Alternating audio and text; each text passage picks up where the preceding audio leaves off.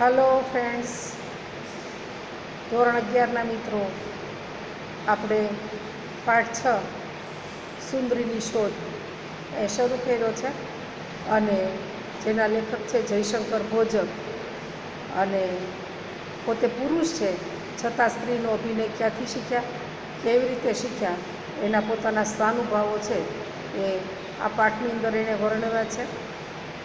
જેમાં આપણે સૌભાગ્ય સુંદરીની ભૂમિકા અને લલિતા વિશે થોડુંક જોયું હતું. એ પહેલાં એક વાત તમને કહી દઉં કે પોતે અલ્પશિક્ષિત હતા અને આ આત્મકથા છે એ સોમભાઈસિંહ પટેલ અને દિનકર જટાશંકર ભોજક એના દ્વારા લખાયેલી છે. શબ્દો લેખકના છે અને એને કાવ્ય દેહ છે, શબ્દ દેહ છે એ દિનકરભાઈએ અને સોમાભાઈ આપ્યો છે. તો જેનું નામ ભોજક, જયશંકર ભોજક છે, એનું ઉપનામ છે સુંદરી. તો આપણે આ પાઠની અંદર આગળ વધીએ. આપણે કાલે જોયું હતું કે પતિ છે એ બધા પૈસા પડાવી લે છે પત્ની પાસેથી અને લલિતાની ભૂમિકા ભજવવાની હતી. તો સાવ નિરક્ષરે નથી અને ડિગ્રીધારી શિક્ષિતે નહોતી છતાંય તે સંપૂર્ણ સમજવાળી નારી છે એવી રીતના એને ભૂમિકા ભજવવાની હતી. તો આ માટે થઈ અને જટાશંકરે શી તૈયારી કરી એ હવે આપણે જોઈએ અને કેવી રીતના તૈયારી કરી. તો દર સિઝનમાં બાબુભાઈ શેઠ મુંબઈના પરામાં રહેવા જતા. આ વખતે તેઓ મુંબઈ અંધેરીમાં કુંવરબાઈના બંગલામાં 4 માસ માટે રહેવા ગયા હતા. ત્યાં અમે પણ દર અઠવાડિયે 2-3 દિવસ માટે જતા. આ સમય દરમિયાન એક દિવસે અચાનક જ મને લલિતાની ભૂમિકાનો આદર્શ ચડી આવ્યો. બાબુભાઈને મળવા એક કુમારિકા આવવાના હતા જે ભવિષ્યમાં એમના સંબંધીના પત્ની થવાના હતા. આની જાણ એ કન્યાને હતી. તેટલી જ જાણ શ્રી બાબુભાઈ તેમજ તેમના પત્ની કૃષ્ણાબેનને પણ હતી. એમણે ભાવિ પુત્ર વધુનો સત્કાર કરવા માંડ્યો. તો લેખક કહે છે કે બાબુભાઈ છે એ અલગ અલગ પરાની અંદર અલગ અલગ સમયે રહેવા માટે થઈને જતા હતા અને આ વખતે તેઓ અંધેરીની અંદર જે બંગલો છે એની અંદર રહેવા ગયા હતા અને જ્યાં એની સંબંધી છે એને પણ ત્યાં બોલાવ્યા હતા બાબુભાઈએ અને એને જોઈ એ ભવિષ્યની એની પુત્રવધુ થવાની હતી અને એ જાણ બાબુભાઈને હતી એટલી કૃષ્ણાબેનને હતી. અને એ લોકો જ્યારે આવી ત્યારે ભાવિ પુત્રવધુ છે એનો આદર સત્કાર કરવા લાગ્યા. આ બાબત છે એ બાબુભાઈએ જોઈ. તો કેવી રીતના આપણે જોઈએ કે આ સત્કાર સ્વીકારતા કન્યાના મુખ ઉપર શરમના શેરડા પડતા, મુખ હસી જતું અને છતાં ઠાવકાપણું તે સાચવી લેતા હતા. મને જોઈ લલિતાના જુગલ સાથેના પ્રથમ મિલાપ સમયની રૂપ આપોઆપ ઉકલી ગઈ. વળી એમની વસ્ત્ર પરિધાન કરવાની રીત સપ્રમાણ અને છટાદાર હતી. લલિતાનો પોશાકનો ઉકેલ મને મળી ગયો. મને કન્યા સાથે વાતચીત કરવાની ઈચ્છા થઈ હતી. એમની પાસેથી મારે કેટલીક વાતો જાણવી હતી. 2-3 દિવસના પરિચય પછી થોડીક વાતચીત કરી શકું એવી હિંમત મારામાં અને તેમનામાં પણ આવી હતી. તો લેખકે જોયું કે જ્યારે ભાવિ પુત્રવધુ આવી ત્યારે કન્યા છે એના મુખ ઉપર શરમના શેરડા પડતા હતા અને એનું મુખ છે એ હસું થઈ જતું હતું. છતાં એના મોઢા પર એણે ઠાવકાપણું એટલે શાણપણ છે એને જાળવી રાખ્યું હતું. અને આ બધી બાબત જોઈ અને લેખક છે એને જુગલ સાથેનો જે પ્રથમ મિલાપ છે એની ગૂંચ એને મળી ગઈ અને એ ગૂંચે ઉકલી ગઈ અને વસ્ત્ર બાબતની ગૂંચે તે ઉકલી ગઈ. કારણ કે એની વસ્ત્ર પરિધાન કરવાની સ્ટાઇલ એટલી સરસ હતી કે વસ્ત્ર પરિધાન કરવું એટલે વસ્ત્ર પહેરવાની રીત સપ્રમાણ અને છટાદાર હતી. તો પ્રથમ મિલાપની ગૂંચવાડો તે મળી ગયું અને પોશાકનો ઉકેલ તે મળી ગયું. મને એ કન્યા સાથે વાતચીત કરવાની લેખકની છે ખૂબ જ ઈચ્છા હતી. મારે એને પાસે બેસી અને કેટલીક વાતો જાણવી હતી. અને 2-3 દિવસ એ લોકો ત્યાં રોકાણા. પછી લેખકમાં હિંમત આવી કે હું તેની સાથે વાતચીત કરી શકું. અને આ તક એને ક્યારે મળે છે એ હવે જોઈએ. એ નમતે બપોરે દીવાનખાનામાં તેઓ પોલકાની બાયોની બહુ બાંધતા હતા. મારા ઓરડામાંથી પ્રવેશ કરી મેં પ્રશ્ન કર્યો, બેન, પોલકાનું શું કરી રહ્યા છો? તમે પોલકા ક્યાં સીવડાવો છો? મને તેનું ઠેકાણું આપશો? પોલકાના કલર સાથે આ બોનો કલર કેવો સરસ રીતે જામે છે. એ બહેને હસીને મને છૂટથી જવાબ આપ્યો અને દરજીનું ઠામ ઠેકાણું બતાવ્યું. તો 2-3 દિવસ પછી લેખક છે એ દીવાનખાનામાં જ્યારે આ સંબંધી છે કૃષ્ણાબેન, એ પોતાનું જે પોલકું છે, પોલકું એટલે બ્લાઉઝ, એ એની બહુ બાંધતા હતા, બાયોની બહુ બાંધતા હતા, ત્યારે પ્રવેશ કરી અને પૂછે છે કે તમે આ બ્લાઉઝ ક્યાં સીવડાવો છો? એનું ઠેકાણું આપો મને. પછી પોલકાનો કલર કેટલો સરસ છે, કેવું જામે છે, આવી બધી વાતો કરી અને પેલા બેન છે એ એને છૂટથી અને હસીથી જવાબ આપે છે અને દરજીનું ઠામ ઠેકાણું પણ બતાવે છે કે કઈ જગ્યાએ છે. એટલે આ પ્રશ્ન પણ એનો સોલ્વ થઈ જાય છે. એ વખતે અમને સપને પણ ખ્યાલ નહોતો કે હું મારું અવલોકન એમને રંગમંચ પર ઉતારવા માટે કરી રહ્યું છું. સાંગોપાંગ એ જ હસતું મોઢું, એ જ સંકોચ અને છૂટથી આપેલા જવાબ, એ બધું જ લલિતાની ભૂમિકામાં ઉતારવાનું છું. આમ 2-3 દિવસમાં મારા અવલોકનથી લલિતાની ભૂમિકા માટે હું ઘણું શીખીને આવી હતી. તો કૃષ્ણાબેન અને બાપભાઈના સંબંધીમાંથી એને લલિતા મળી ગઈ. અને ત્યારે લેખક કહે છે કે મને એવો સ્વપ્ને ખ્યાલ નહોતો કે આ સ્ત્રી છે એને હું આબેહૂબ મારામાં ઉતારી લઈશ. અને સાંગોપાંગ એટલે ડીટો ટુ ડીટો, એ જે રીતના હસે છે, જે રીતના સંકોચ કરે છે, જે રીતના છૂટથી જવાબ આપે છે, એ બધી જ બાબતો છે એ લલિતાની ભૂમિકામાં હું ઉતારવાની હતી. અને આમને આમ 2-3 દિવસ એની સાથે રહેવાથી લલિતાની ભૂમિકા માટે થઈ અને એ કે મને ઘણું શીખવાનું મળ્યું. ત્યાર પછી આ નાટક તાલીમ થયા બાદ 26/7/1902 અને મંગળવારની રાત્રિએ પહેલીવાર ભજવ્યું. અને આ લલિતાની ભૂમિકાવાળું નાટક છે 26/7/1902ના રોજ ભજવાનું. પ્રેક્ષક ગૃહની આગલી જરોળમાં બાબુભાઈ અને તેનું કુટુંબ તથા અમારા મિત્ર વિઠ્ઠલદાસ, હરકિશનદાસ બેઠેલા. નાટક પૂરું ભજાઈ રહ્યા પછી નાટકની અસર મને અને બાપુલાલને કહેવા માટે બાબુભાઈ થોભ્યા હતા. અમે અમારા વેશ ઉતારી નાખી એમની પાસે ગયા. ત્યારે નાટક ખૂબ સરસ રીતે ભજવાયાના અને લોકો ઉપર ખૂબ મોટી અસર થયાના સમાચાર અમને મળ્યા.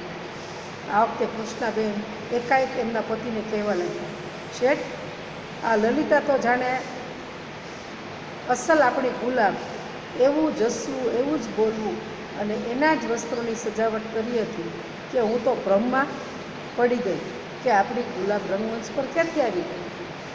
જે વસ્તુ છે એ ગુલાબના પાત્રમાંથી, એટલે કે બાપભાઈ અને કૃષ્ણભાઈની પુત્રવધુ હતી, એનામાંથી લેખકે આત્મસાત કરી હતી. એને સ્ટેજ ઉપર આબેહૂબ ભજવી. અને જોવા માટે થઈને બાપભાઈ, એનું કુટુંબ, વિઠ્ઠલદાસ, બધા જ મિત્રો આવ્યા હતા. અને નાટક પૂરું થઈ ગયા પછી બધા આ નાટકની શું અસર થઈ એ કહેવા માટે થઈ અને સ્ટેજ ઉપર જ હતા. ત્યારે આ લોકો કપડાને બધું બદલાવી અને આવે છે વેશ ઉતારીને, ત્યારે બધાએ બહુ વખાણ કર્યા છે અને બહુ સરસ અસર લોકો ઉપર પડી છે. આવી બધી બાપભાઈએ વાત કરી. ત્યારે એના પત્ની જે કૃષ્ણાબેન છે એ એકાએક પોતાના પતિને કહે છે કે શેઠ, આ લલિતા છે એ આપણી ગુલાબ, જેને લેખકે આત્મસાત કરી હતી, એની પર જે એકદમ ઓબ્ઝર્વેશન કર્યું હતું, સ્ત્રીનું નામ ગુલાબ હતું. તો કહે છે કે એની જ જેવું હસવું, એની જ જેવું બોલવું, એના જ વસ્ત્રોની સજાવટ. અને હું તો કે ભ્રમમાં પડી ગઈ કે આપણી ગુલાબ છે એ રંગમંચ પર ક્યાંથી આવી ગઈ? આ સમય દરમિયાન મારા અભિનય ગુરુ બાપુલાલ નાયક અને હું સવારે ચોપાટી પર ફરવા ગયા હતા. બાપુલાલે મને કહ્યું, આજે આખી રાતનો ઉજાગરો થયો. મારાથી સહજ બોલાઈ જવાયું. અરે સાથી, તેમણે કહ્યું, સરસ્વતી ચંદ્રનો ચોથો ભાગ બહાર પડ્યો છે. વાંચવામાં એટલો રસ પડ્યો કે આખી રાતનો ઉજાગરો થયો. એટલે અને સરસ્વતી ચંદ્રનો ચોથો ભાગ બહાર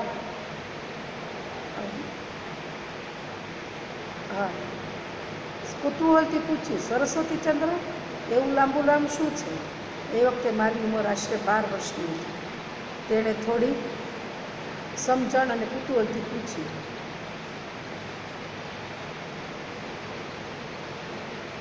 થોડી સમજણ પાડી. સોરી મિત્રો, લીટી એક આગળ જતી રહી છું. કુતૂહલથી પૂછ્યું, સરસ્વતી ચંદ્ર એવું લાંબુ નામ શું છે? એ વખતે મારી ઉંમર આશરે 12 વર્ષની હતી. તેણે થોડી સમજણ પાડી. આ એક નવલકથા છે. લેખકે ચોથો ભાગ બહુ જ મોડો બહાર પાડ્યો. હું ચોથા ભાગની રાહ જોતો હતો. વાંચવામાં ખૂબ મજા આવી. મેં પૂછ્યું, તેના 4 ભાગ છે? તો પહેલો ભાગ આપણે ત્યાં હશે. તેણે કહ્યું, આ છે. મેં પૂછ્યું, હું તે વાંચું? તેમણે કહ્યું, વાંચજે. આ પછી આ નવલકથા શું છે તે જાણવાની મને સહેજ ઉત્કંઠા થઈ અને તેની પાસેથી જ પહેલો ભાગ લઈ મેં નવલ વાંચવાનું શરૂ કર્યું. ક્રમે ક્રમે તેના 4 ભાગ સમયે સમયે કરી અને 7 વાર વાંચ્યા. એવું એ નવલકથાનું કામણ. મારી શક્તિ ઉપરાંત પઠણ ભાષા, પ્રેમની આટીઘૂટી, વિરહની વેદના, રાજકીય અને સામાજિક પરિસ્થિતિ, અનેક આડકથાઓ અને અનેક તળ ગુજરાતના સુરેખ રીતે આલેખાયેલા પાત્રો વાંચી કથા પૂરતો ભાગ શરૂઆતમાં સમજવા લાગેલો. તો લેખક છે એના અભિનય ગુરુ છે બાપુલાલ નાયક. તો એના અભિનય ગુરુ છે એની સાથે હું કે ચોપાટી ઉપર લેખક અને બાપુલાલ નાયક ફરવા ગયા હતા. અને રસ્તામાં બાપુલાલ નાયક એને કહે છે કે આજ મારા આખી રાતનો ઉજાગરો છે. તો એ પૂછે છે કે શા માટે? એટલે કહે છે કે સરસ્વતી ચંદ્ર જે છે એનો ચોથો ભાગ બહાર પડ્યો છે અને એ વાંચવામાં એટલો બધો મને રસ પડી ગયો કે આખી રાતનો ઉજાગરો થયો. લેખકને તો આ વસ્તુની ખબર જ નથી. એટલે એ કુતૂહલ એટલે આશ્ચર્યથી પૂછે છે કે સરસ્વતી ચંદ્ર એ કે એવું લાંબુ નામ છે શું? અને લેખક ત્યારે બહુ નાના હતા, 12 જ વર્ષની એની ઉંમર હતી. એટલે એને બાપુલાલ છે એ સમજણ પાડે છે. એને કહે છે કે આ એક નવલકથા છે અને એનો ચોથો ભાગ છે એ બહુ જ મોડો બહાર પાડ્યો છે અને હું ચોથા ભાગની તે રાહ જોતો હતો અને વાંચવામાં તે ખૂબ મજા આવી. તો લેખક પૂછે કે 4 ભાગ છે એના? તો એ કે તેનો પહેલો ભાગ છે એ આપણે ત્યાં હશે ને? તો કે હા છે.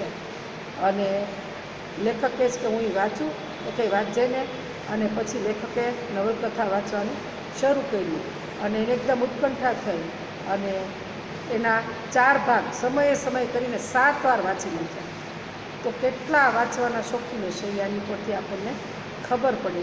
અને સરસ્વતી ચંદ્ર નવલકથા છે મિત્રો, એ જમાનાની એકદમ ફેવરિટ નવલકથા હતી.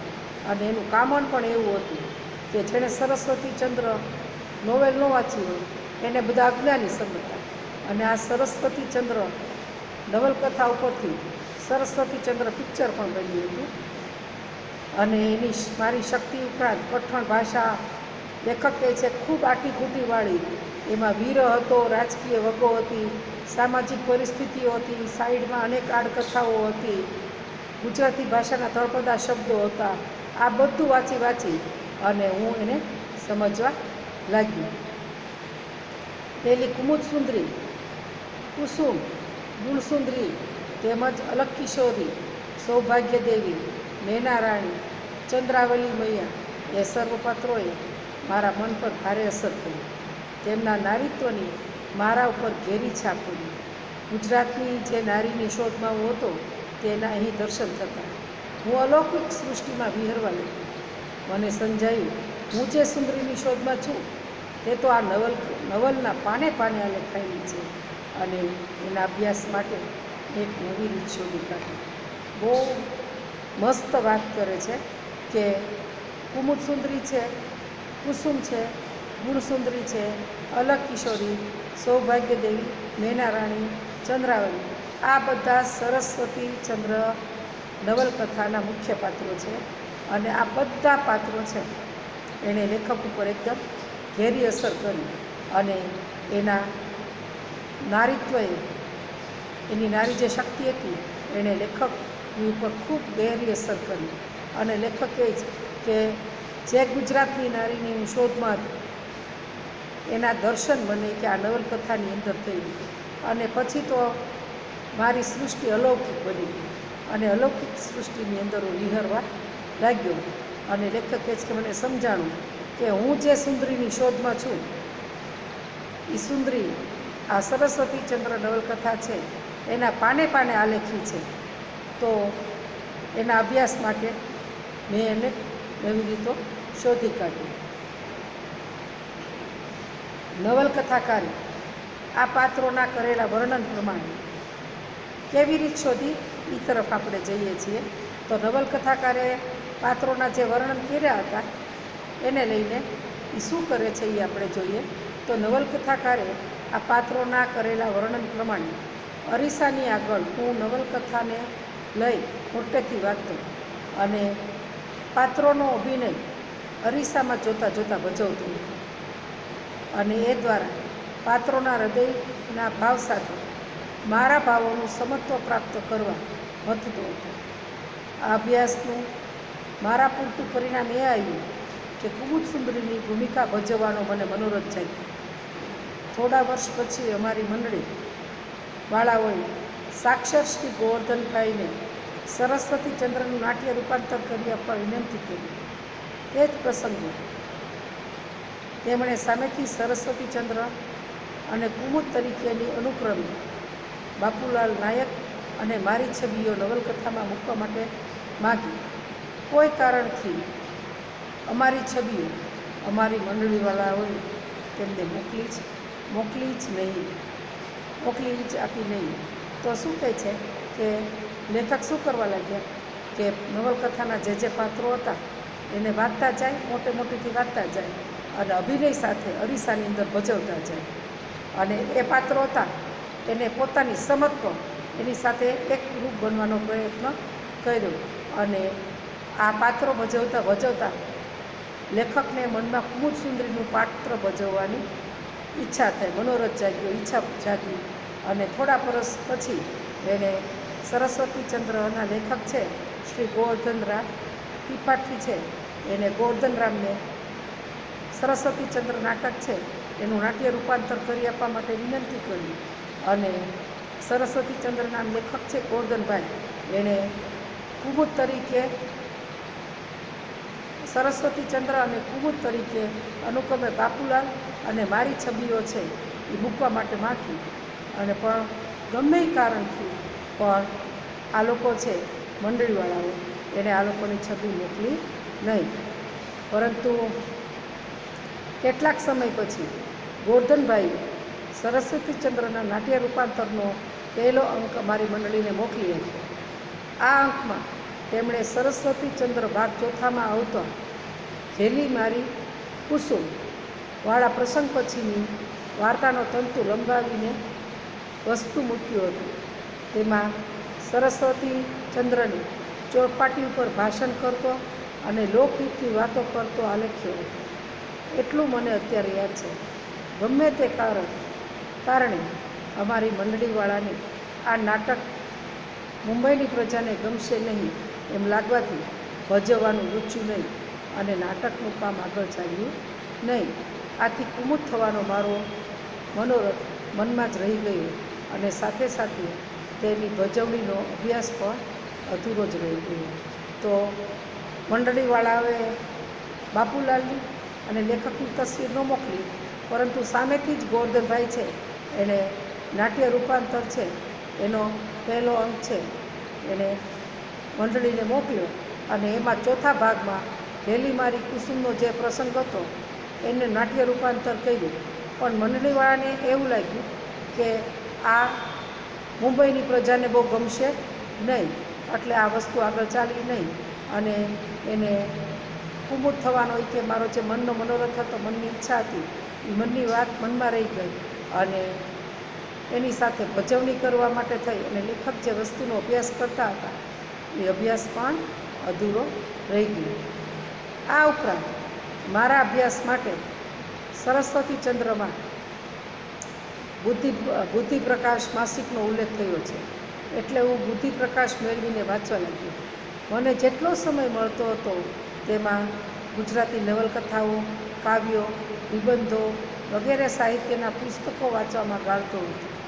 આ રીતે મારો અભ્યાસ હું વધારતો હતો અને મારી અભયની ગૂંચો ઉકેલતો હતો. વળી સૌભાગ્ય સુંદરીની ભૂમિકાને વધુ જીવંત બનાવવા શેક્સપિયરની ડેસ્ટિમોના અને માલતી માધવની માલતીનો પણ અભ્યાસ મેં કરી લીધો હતો. તો ગુણસુંદરી છે એનું તો પાત્ર પોતે ભજવી શક્યા ન હતા અને લેખક કહે છે કે પોતે એ પાત્ર ન ભજવી શક્યા કે કુમુદ બની ન શક્યા. તો બુદ્ધિ પ્રકાશ ત્યારબાદ લેખક છે કે એનો અભ્યાસ આગળ અધૂરો રહી ગયો, પણ અભ્યાસ માટે થઈ અને સરસ્વતી ચંદ્રની અંદર બુદ્ધિ પ્રકાશ માસિક છે એની અંદર ઉલ્લેખ થયો છે, એટલે બુદ્ધિ પ્રકાશ નામનો લેખો છે એ બધા વાંચવા લાગ્યો અને જ્યારે જ્યારે લેખકને સમય મળતો ત્યારે ગુજરાતી નવલકથાઓ, કાવ્યો, નિબંધો અને સાહિત્યના અનેક પુસ્તકો તેઓ વાંચતા હતા અને આ રીતે પોતે પોતાનો અભ્યાસ છે એ આગળ વધારતા હતા અને જ્યાં જ્યાં અટકે ત્યાં એ પોતે પોતાના અભિનયની ગૂંચો છે એ પણ ઉકેલતા હતા. અને લેખક કહે છે કે સૌભાગ્ય સુંદરીની ભૂમિકા ભજવવાની હતી તો એને જીવંત બનાવવા માટે થઈ અને મેં ડેસ્ટિમોના અને માલતી માધવની માલતી છે એનો અભ્યાસ પણ કર્યો હતો. આ બધાને પરિણામે મારા મનમાં ભજવણીનો એક ચોક્કસ ક્રમ ઊભો થયો હતો અને મારે કહેવું જોઈએ કે 6 માસને અંતે જ સુંદરીની ભૂમિકાની પૂરેપૂરી સમજીને ભજવતો થઈ ગયો હતો. તો આ બધાનું એકદમ વિશાળ વાંચન કર્યું લેખકે. તો શેક્સપિયરની ડેસ્ટિમોના, માલતી માધવની માલતી, સરસ્વતી ચંદ્ર આ બધું વાંચ્યા પછી લેખક કહે છે કે હું જે સુંદરીની ભૂમિકા છે એનું એ સુંદરી બની ગયા પોતે અને એ ભૂમિકા છે એને આબેહૂબ ભજવતો થઈ ગયું. સમાજની બહેનો સુંદરીનું અનુકરણ કરતી હતી એ વાત તદ્દન સાચી છે, પણ ખરી રીતે આ બધું મારી ગુરુ કહું તો ચાલે તેવી બહેનો પાસેથી જ શીખ્યો હતો અને તેમાં મારી સમજ મેળવી હું તેમને પાછું આપતો હતો. લોકો તેને કલાનો નમૂનો સમજીને સ્વીકારતા. આવી બહેનો જ્યારે મુંબઈની ચોપાટી પર ફરવા નીકળતી અને હું તે વખતે મારા શુભેચ્છક મિત્રો સાથે ગાડીમાં જતો ત્યારે તેઓમાંથી કોઈ બોલતું, જોજો પેલી સુંદરી જાય, અને મારા સામું જોઈ હસતા હસતા મને ઈશારામાં એમ સમજાવતા કે આ સુંદરીનું જ અનુકરણ થઈ રહ્યું છે. ત્યારે હું નમ્રપણે હસતો અને મનમાં સંતોષ એમ જ રોમાંચ અનુભવતો અને રંગભૂમિના આ જાતના વિજયથી સંતોષ અનુભવતો હતો. તો લેખક કહે છે કે હું જે કાંઈ સુંદરીની ભૂમિકા ભજવ્યો છું તો એ સમાજની બહેનો છે એના અનુકરણમાંથી શીખ્યો છું અને એ વાત સાચી, પણ હકીકતમાં એ લોકો મને ભલે ફોલો કરતી પણ મારી ગુરુ એ જ હતી. હું પહેલાં એની પાસેથી શીખ્યો અને એમાં મારી સમજ ઉમેરી અને મેં એ લોકોને પાછું આપ્યું છે અને એ લોકો મને કલાકાર કલાના નમૂના તરીકે સમજી અને સ્વીકારતા હતા. અને જ્યારે જ્યારે હું એ કે ચોપાટી પર જતો ત્યારે બહેનો ફરવા આવી હોય ત્યારે તેઓ બોલે કે જોજો પેલી સુંદરી જાય, અને લેખક છે એ પોતે સુંદરીનું અનુકરણ થઈ રહ્યું છે એવું કહેતા, પોતે જોતા કે પોતાનું વર્તન છે એનું અનુકરણ થઈ રહ્યું છે અને લેખક નમ્રપણે હસતા અને એને મનમાં સંતોષ થતો અને રોમાંચ પણ અનુભવતા હતા કે રંગભૂમિની અંદર પોતાનો વિજય થયો છે અને આ વિજયથી એને સંતોષ થતો હતો. સૌભાગ્ય સુંદરી નાટકની રજૂઆતના બીજા દિવસથી ઘણા પ્રેક્ષકો મને ભેટ સોગાદ આપી ગયા. આ વખતે મને એક વાત સમજાય એવી કે સ્ત્રીના શ્રેષ્ઠ ભાવોનું પ્રદર્શન લોકોને પ્રિય છે અને આ પ્રગટેલી ચેતના એ અજ્ઞાત રીતે મને અનુકરણ કરતો કરી લીધો છે. તો સમાજને સ્ત્રી છે એના શ્રેષ્ઠ ભાવ સમાજને બહુ ગમે છે અને આ શ્રેષ્ઠ ભાવ મેં લોકોને આપ્યા છે એટલા માટે છે એ આ લોકો છે એ મારું અનુકરણ કરી રહ્યા છે અને એ જોઈ અને અંદરની જે અજ્ઞાત ચેતનાઓ છે એના દ્વારા હું આવી સ્ત્રીઓ છે એનું અનુકરણ કરતો થઈ ગયો છું. આ સફળતાની પાછળ ઈશ્વરીય કૃપા પણ ઘણી હશે માનું છું. એક ક્ષણ જ્યારે જયશંકરે સ્ત્રીનો પોશાક ધારણ કર્યો ત્યારે પુરુષ જાણે સુંદરીમાં પલટાતો હોય એમ મને લાગ્યું.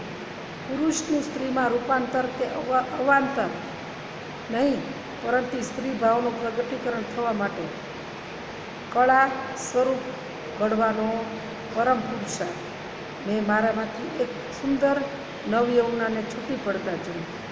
તેના ઘાટીલા મધભર અંગોમાંથી યૌવન નીકળે છે, જેની છટામાં સ્ત્રીનું લાવણ્ય મહેકી રહ્યું છે, જેની આંખોમાં સ્ત્રી સહજ ભાવો ઉભરાયા કરે છે, જેની ચાલમાં ગુજરાતણનો ઠસ્સો પ્રગટે છે, જે પુરુષ નથી એકમાત્ર સ્ત્રી જ છે, સ્ત્રી જ છે.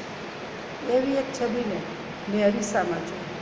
એ સૌભાગ્ય સુંદરી કે કુસુમ સુંદરી? અંતરનું પ્રતિબિંબ પાડતો અરીસો બોલતો હતો, આ જટાશંકર નથી. લજ્જાથી ગરવી ગુજરાતણ છે. એ લહેકો, એ અભિનય, એ કામ શરીરના અંગ પ્રત્યંગમાં મધુર ઝણઝણાટી પેદા થઈ ચાલી ગઈ. ઘડીભર મને થયું કે હું પુરુષ નથી જ. સ્ત્રી થતાં મને સંકોચ શરૂઆતમાં થતો હતો. હવે એમ જ લાગ્યું કે હું સ્ત્રી છું. આ અવાંતર પ્રક્રિયાએ જ મને મારામાં રહેલ લટને સાકાર કરવા યારી આપી છે. પરંતુ અવસ્થાની અનુભૂતિને ઝીલનારી અને અનુભવનારો પ્રેક્ષક વર્ગ નહોતો. મારા હજારો પ્રેક્ષકોએ મને સુંદરી બનાવી એ વાતની હું સગર્વ નોંધ લઉં છું. કદરદાન પ્રેક્ષકો વગર માત્ર એકલો અટૂળો જટાશંકર. તો લેખક અહીંયા કહે છે કે પોતાની જે સફળતા છે એની પાછળ ઈશ્વરની પણ કૃપા છે અને જ્યારે એ પોતે સ્ત્રીનો પોશાક ધારણ કરતા ત્યારે પોતે પુરુષ મટી અને સુંદરીની અંદર પલટાઈ જતા અને અવાંતર એટલે મિત્રો અંદરની અંદર રહેલી સ્ત્રી છે એ જાગી જતી અને 16 કળાએ સ્ત્રી છે એ પ્રગટતી હતી. પોતાનામાંથી એક જાણે નવયૌવના છૂટી પડી ગયું એવો ઘાટીલો મધભર યંગોમાંથી યૌવન નીતરતી હોય એવી એની છટા અને એમાં સ્ત્રીનું લાવણ્ય એકદમ મહેકી રહ્યું હતું.